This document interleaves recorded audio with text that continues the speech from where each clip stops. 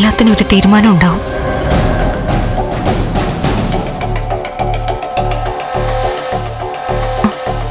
നന്ദു ഉറങ്ങിയോ?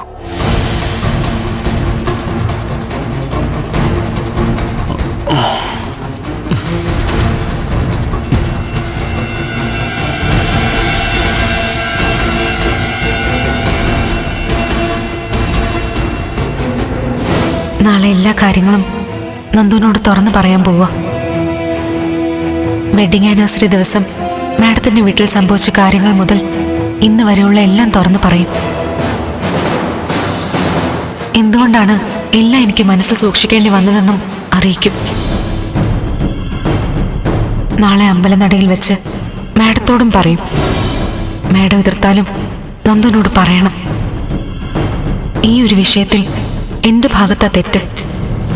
എന്നെ ഇത്രയും തുറന്ന് സ്നേഹിച്ച നന്ദുവിൽ നിന്നും ഞാനൊന്നും മറച്ചു വെക്കാൻ പാടില്ലായിരുന്നു. എന്തായാലും എല്ലാ വിഷമങ്ങളും നാളെ തീരും.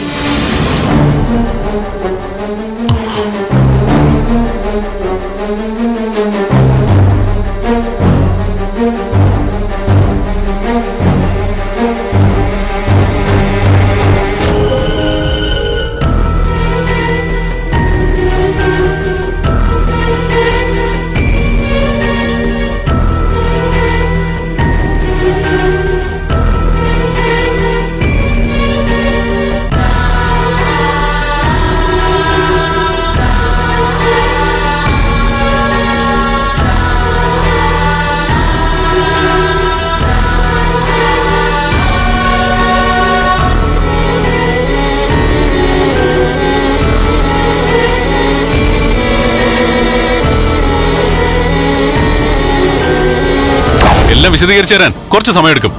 നന്ദുവിന് എന്താ പറ്റിയേ? എനിക്കൊരു അബദ്ധം പറ്റി. എന്താ നന്ദു ഈ പറയുന്നത്? ഭ്രാന്ത്. എനിക്ക് ഭ്രാന്താണെന്ന് വരുത്തി തീർക്ക്. അപ്പൊ പിന്നെ കാര്യങ്ങളെല്ലാം എളുപ്പമായല്ലോ.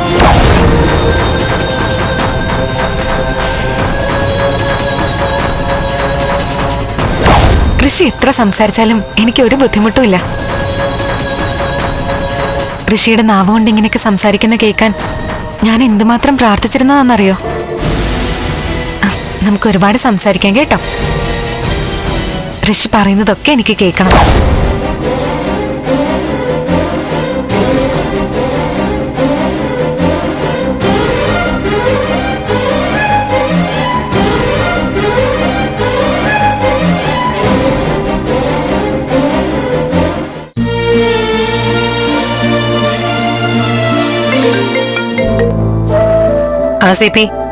ഹലോ മാഡം, രാവിലെ DK ഗ്രൂപ്പിന്റെ MD ഒക്കെ വന്നിട്ടുണ്ട്.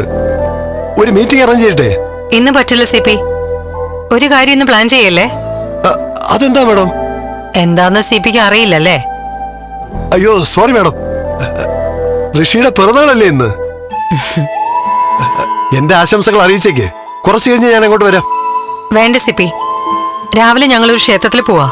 ഓക്കെ മാഡം, തിരിച്ചെത്തുമ്പോ എന്നെ ഒന്ന് അറിയിച്ചാൽ മതി. ഞാൻ വീട്ടിലോട്ട് വരാം.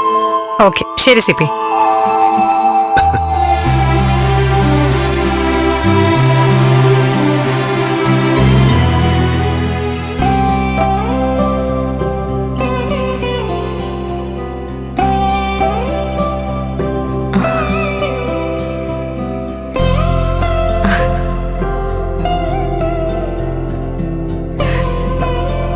എത്രയോ ദിവസത്തിന് ശേഷം ഇന്ന് സമാധാനത്തോടെ ഒന്ന് ഒരുങ്ങുന്നത്.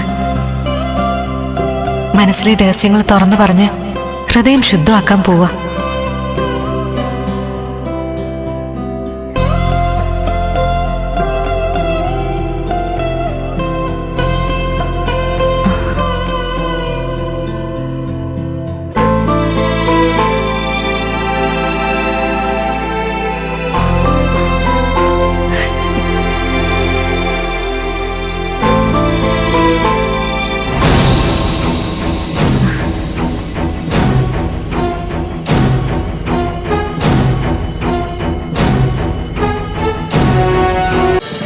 ഫ്ലവേഴ്സ് ഒരുക്കുന്ന കാഴ്ച വസന്തം യൂട്യൂബിൽ പ്രേക്ഷകർക്ക് ലൈവായി കാണാം.